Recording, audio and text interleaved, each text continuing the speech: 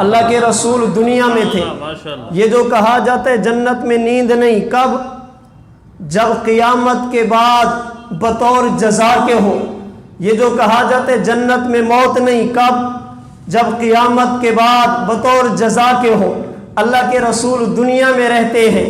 ابن حجر اسقلانی نے اس میں دو باتیں بیان کی. آپ فرماتے ہیں نبی کا وجود جنتی. اگر نبی کے وجود میں غور کرو گے، دنیا میں رہنے کی وجہ سے دنیا کی چیزیں بھی نظر آئیں گی، اور جنتی وجود ہونے کی وجہ سے جنت کی جھلک بھی نظر آئے گی. چونکہ دنیا میں رہتے ہیں، دنیا والے احوال بھی نظر آئیں گے، مگر چونکہ خمیر جنتی ہے، چونکہ مٹی جنتی ہے، جنت کی جھلک بھی نظر آئے گی. آئیے چند ایک احوال پہ غور کریں. نبی دنیا میں تھے، اللہ کے رسول چونکہ اس کائنات میں آئے ہیں، اس کائنات میں آنے کی وجہ سے عام انسانوں والے احوال بھی آئے ہیں، لیکن اس میں جھلک جنت کی بھی نظر آئی ہے. میں نے جنت کو پڑھا ہے.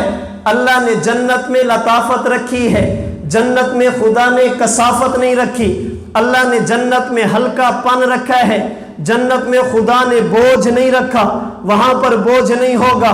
آج میں اپنی ماں کے پیٹ میں ہوں، بچہ اپنی ماں کے پیٹ میں 9 مہینے گزارے، ماں کو تکلیف ہوتی ہے، ماں بوجھ محسوس کرتی ہے. اللہ کے رسول بھی سیدہ آمنہ کے بطن مبارک میں ہے. آئیے حضرت آمنہ سے پوچھیں، جب حضور تمہارے بطن میں ہے کیا تمہیں بھی وہ تکلیف ہوئی جو عام عورتوں کو ہوا کرتی ہے؟ روایت الخصائص الکبریٰ امام سیوطی نے نقل کی. سیدہ آمنہ فرماتی ہیں ما شعرت انی حملت بہ، جب حضور میرے پیٹ میں ہے مجھے پتہ ہی نہیں چلتا تھا. ولا اجد ثقلہ کما تجد النساء، جب حضور میرے پیٹ میں ہے میں چلتی تھی تو چلنے میں مشکل پیش نہیں آتی، میں بیٹھتی تھی تو بیٹھنے میں مشکل پیش نہیں آتی، میں کام کرتی تو کام کرنے میں مشکل پیش نہیں آتی. میں نے کہا ماں کے پیٹ میں امتی بھی آتا ہے، ماں کے پیٹ میں پیغمبر بھی تشریف لائے ہیں، لیکن دونوں میں فرق یہ ہے امتی ماں کے پیٹ میں ہے تو تکلیف ہے، نبی ماں کے پیٹ میں ہے تو کوئی تکلیف نہیں. اس کی وجہ یہ ہے امتی کا وجود زمینی مٹی والا جس میں بوجھ ہے، نبی کا وجود جنتی مٹی والا جس میں بوجھ نہیں ہے. امتی کا وجود زمینی مٹی والا جس میں کثافت ہے، پیغمبر کا وجود جنتی مٹی والا جس میں لطافت ہے. امتی کا معاملہ جدا ہے، نبی کا معاملہ جدا ہے. میں نے جنت کو پڑھا ہے.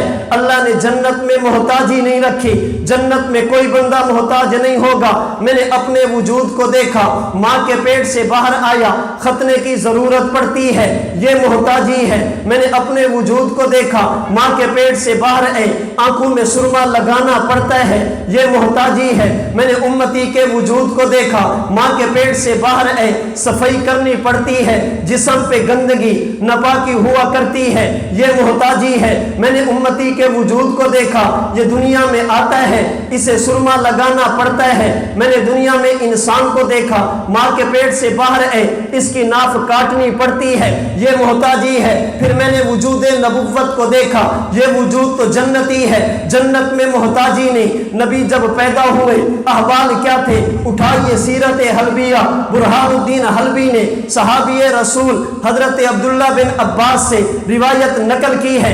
ابن عباس فرماتے ہیں ولد رسول اللہ صلی اللہ علیہ وسلم مختونا، اللہ کے نبی پیدا ہوئے، ختنے کی ضرورت نہیں تھی. ولد رسول اللہ صلی اللہ علیہ وسلم مکحولا، اللہ کے رسول پیدا ہوئے، سرما لگا ہوا تھا، لگانے کی ضرورت نہیں تھی. ولد رسول اللہ صلی اللہ علیہ وسلم مسرورا، اللہ کے نبی پیدا ہوئے، ناف کٹی ہوئی تھی، کاٹنے کی ضرورت نہیں تھی. ولد رسول اللہ صلی اللہ علیہ وسلم نظیفہ، اللہ کے رسول پیدا ہوئے، سر کے بالوں سے لے کر پاؤں کے ناخن تک نبی کا جسم پاک اور صاف تھا. نبی کے جسم کے کسی حصے پر ناپاکی کا نام و نشان نہیں تھا. میں پیدا ہوں محتاجی بنتی ہے، اللہ کے رسول پیدا ہو محتاجی نہیں بنتی.